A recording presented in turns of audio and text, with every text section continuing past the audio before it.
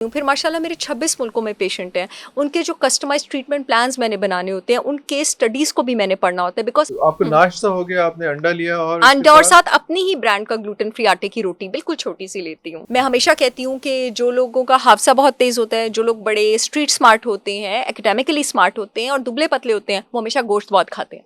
40 में तो इंसान पे लाइफ की रेवलेशंस होना कोई शुरू शऊर होती हैं आता है और बंदे को। उसके हाँ 20 साल बाद हाँ। आप मर जाएं। अच्छा, एक्चुअली जो मोटापे की ऑप्शंस अवेलेबल है वो सस्ती ऑप्शंस भी अवेलेबल है। अच्छा आपके पास देसी घी महंगा है लेकिन समोसा तो सस्ता है।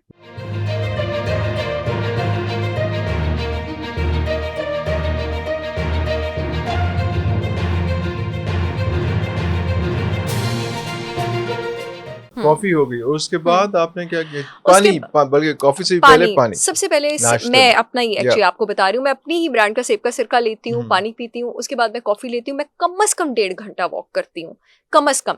जिस दिन क्लाइंट्स का लोड बहुत ज्यादा हो, उठती काम नहीं करती, लेकिन उस दिन भी 1 घंटा करती हूँ। अगर मेरी नॉर्मल रूटीन हो तो 1.5 घंटा, then you freshen up, you take a shower, उसके बाद मैं अपना काम वगैरह शुरू करती हूँ। आपको पता है कि मेरी जो कंटेंट क्रिएशन है वो इस तरह किसी भी मेहनती इंसान की कंटेंट क्रिएशन रैंडम नहीं होती, लेकिन जब ट्रू बात साइंस की आती है ना, या रिस्पॉन्सिबिलिटी और क्रिटिकल हो जाती है। ऑब्वियसली और ऑब्वियसली क्रिटिकल हो या जाती है, या these are scientific facts, these are biochemical facts, hmm. और ये मिलियंस की फॉलोइंग जो है ये एक ट्रू बड़ी ट्रू रिसर्च और एक बड़ी स्टडी के ट्रू साथ बनी है। ट्रू ट्रू मैं डेली अपनी कंटेंट क्रिएशन के उस लिए पे फ्रेश कॉम्प्रोमाइज नहीं हो सकता। कॉम्प्रोमाइज उसके लिए फ्रेश पढ़ती हूँ। फिर माशाल्लाह मेरे 26 मुल्कों में पेशेंट हैं। उनके जो कस्टमाइज्ड ट्रीटमेंट प्लान्स मैंने बनाने होते हैं, उन केस स्टडीज़ को भी मैंने पढ़ना होता है बिकॉज हर ट्रीटमेंट मेरे साथ एक 8 बायोकेमिस्ट की टीम भी काम करती है, lovely but I am the one who is devising the obviously theory and the obviously plans.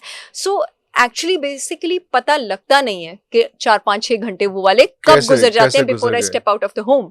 Okay lovely. तो आपका नाश्ता हो गया, आपने अंडा लिया और उसके अंडा और साथ साथ अपनी ही ब्रांड का ग्लूटेन फ्री आटे की रोटी बिल्कुल छोटी सी लेती हूँ। ओके अच्छा तो वो ग्लूटेन फ्री मेरा आटा है, मल्टीग्रेन, उसमें माशाल्लाह 14 अनाज शामिल है। लवली पाकिस्तान में इस वक्त किसी भी और मल्टीग्रेन आटे में सिवाय मेरे 14 अनाज शामिल नहीं है। उसमें जवार भी है, बाजरा भी है, जौ भी है, मकई भी है, दाल का आटा भी है, बेसन भी है, मैंने फ्लैक्स सीड्स भी डाले, वाह मोरिंगा भी। वो माशाल्लाह आप उसकी रोटी तोड़ेंगे आपको लगेगा आपने सैंडविच तोड़ लिया है। इट इज अरे सो वाह डिलिशियस। ओके उसकी बिल्कुल okay so it is a wholesome meal. वो मेरा फाइबर भी हो जाता है, साथ एक अंडा हो जाता है। जिस दिन अंडा ना हो उस दिन मैं मटन का शामी कबाब खा लेती हूँ। I am a meat lover और हर इंसान को मीट लवर हैव होना टू बी चाहिए। या मैं हमेशा कहती हूँ कि जो लोगों का हादसा बहुत तेज होता है, जो लोग बड़े स्ट्रीट स्मार्ट होते हैं, एकेडमिकली स्मार्ट होते हैं और दुबले पतले होते हैं, वो हमेशा गोश्त बहुत खाते हैं। वाह इम्यूनिटी भी जबरदस्त। उनकी अच्छी होती है। इम्यूनिटी भी अच्छी होती है। हम्म अच्छा तो आपके पास पोर्शंस कितने हैं? हम्म आपने 3 पोर्शंस 4 पोर्शंस 6 पोर्शंस साढ़े वर्ग का बंदा थे, मतलब how to hmm. Cope up with that? आदमियों का डेफिनेटली मेटाबॉलिज्म भी तेज होता है। आदमियों की कैलोरिक रिक्वायरमेंट काफी ज्यादा होती है औरतों की निस्बत। मैं बस 2 मील्स अ डे लेती हूँ, that is more than enough. Actually पता है आपका टारगेट क्या होना चाहिए? बार बार भूख लगना is not a healthy thing. Okay it और बिल्कुल भूख लगना भी ना भी लगना इज अ हेल्दी थिंग। आपको जब भूख लगती है, आपको सबसे पहले उसको ऐसे परसीव नहीं करना चाहिए कि आपको भूख लग रही है। आपका जो दिमाग का सिटाइटी सेंटर है ना, वो कभी कभी कंफ्यूज करता है आपके दिमाग के थर्स्ट सेंटर के साथ। कभी कभी हमें प्यास लग रही होती है और हम समझ रहे होते हैं हमें भूख लगी है। जब भी आपको भूख लगे पहले आप पानी का गिलास पी के देखें। अगर 20 मिनट बाद भी या 30 मिनट बाद भी आपको भूख लगती है, इसका मतलब है आपको वाकई भूख लगी है। लेकिन अगर पानी पी के आपकी वो फीलिंग ऑफ हंगर गायब हो गई है, इसका मतलब है आपको भूख नहीं लगी नहीं हुई लगी थी। हुई थी, तो प्यास लगी हुई थी। प्यास लगी, इस चीज को मैं बहुत फर्मली प्रैक्टिस करती हूँ, जिसकी वजह से मेरी एपेटाइट भी कम रहती है। दूसरा, मैं अपने खाने को च्यू बहुत अच्छी तरह करती हूँ।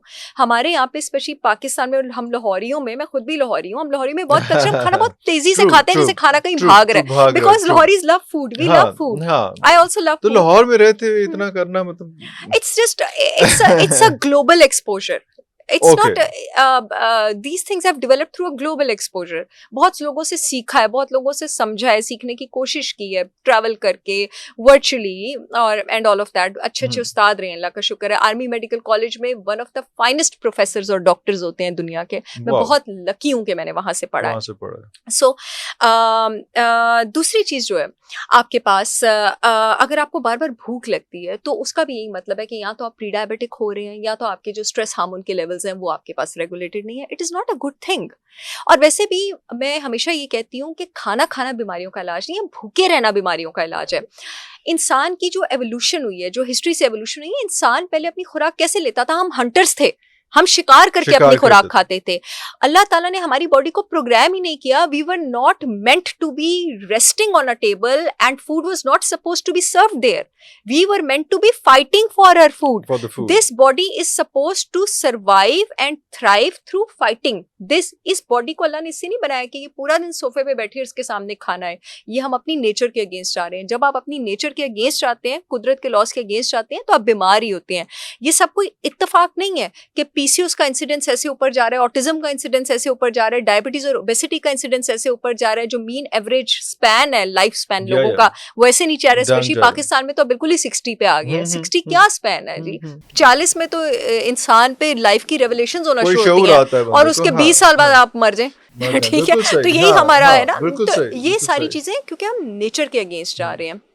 अब जब आप भूखे रहते हैं, भूखे नहीं रहते हैं, आपकी बॉडी में ऑटोफेजी नहीं होती है। ऑटोफेजी एक ऐसा प्रोसेस है कि जब इंसान फास्टिंग मोड में रहता है, उसकी जो बॉडी है अपने ही जिस्म के अंदर के डिजीज सेल्स को मारना शुरू कर देती है।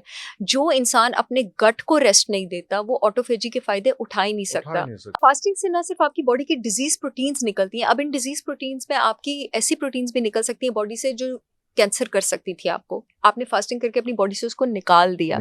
बल्कि आपके गट को भी रेस्ट मिलता है। हमारे यहाँ पे आई एम ग्लैड, मैंने भी बात की है, कुछ और डॉक्टर्स भी बात करते हैं, जिसकी वजह से अब गट हेल्थ पर लोगों का बहुत ज्यादा फोकस हो गया। और अब लोगों को ये बात पता लग गई है कि आपकी 70% इम्यूनिटी आपकी गट से आती है। और सारी बीमारियां भी शायद वहीं से शुरू होती हैं। अब आपके गट ब्रेन एक्सिस पे बहुत ज्यादा बात होती है। मेरे पास, मैं आपको इरफान साहब उंगलियों पे गिन के नहीं बता सकती कितने सारे मिसडायग्नोस्ड केसेस हैं डिप्रेशन के, जो एक्चुअली गट के पेशेंट थे, जिनके गट के प्रॉब्लम्स ठीक करके हमने उनकी डिप्रेशन जो है, उसका सारा प्रॉब्लम जो है वो ठीक किया। सो आप जब कम खाते हैं, आपकी गट को रेस्ट मिलता है। वो इसलिए क्योंकि जब भी आपको कोई गट की प्रॉब्लम है, तो एक बात तो कंफर्म है, गट में गुड बैक्टीरिया भी होता है, बैड बैक्टीरिया भी होता है। इस वक्त आपको डिसबायोसिस हुआ है, इस वक्त आपका पैड़ा बैक्टीरिया बढ़ा हुआ है, बहुत ज्यादा हुआ है। तो जब आप अपनी गट को रेस्ट देते हैं, वो बैड बैक्टीरिया, उसको भी तो नहीं खाना मिलता ना उतनी देर, वो आपके पास मरना शुरू हो जाता है।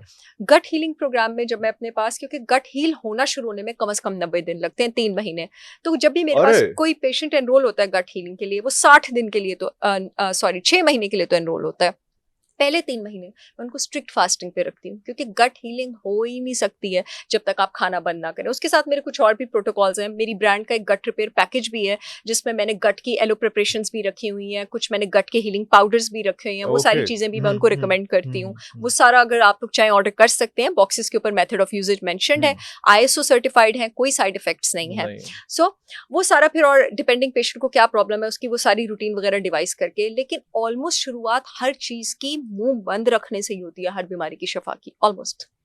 लेकिन ये जो हम लोग बाहर निकलते हैं, देखते हैं कि अक्सर लोगों के पास थर्ड वर्ल्ड कंट्रीज हम पहले बात कर रहे थे, उसमें डेवलपिंग, अंडर डेवलप्ड कंट्री, बल्कि डिटेरियोरेटिंग कंट्री, लोग आगे की तरफ जा रहे हैं, हम पीछे की तरफ जा रहे हैं। सारा कुछ है, लोगों के पास खाने के लिए कुछ नहीं है, लेकिन ओबेसिटी नहीं मुकती जी।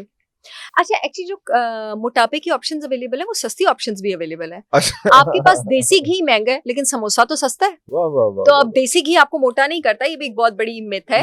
और मैं बताती चलूँ, पाकिस्तान होना चाहिए। एग्जैक्टली, पाकिस्तान का इस वक्त बेहतरीन 100% organic pure cow desi ghee मेरी brand holistic wisdom by Sahar Chawla बना रही है। अब तो खैर माशाल्लाह बहुत मशहूर आप लोगों ने कर दी, इस्तेमाल कर करके पूरे मुल्क में शिपमेंट हो रही है। मैं किसी ऐसी चीज में हाथ ही नहीं डालती जो अनहेल्दी हो।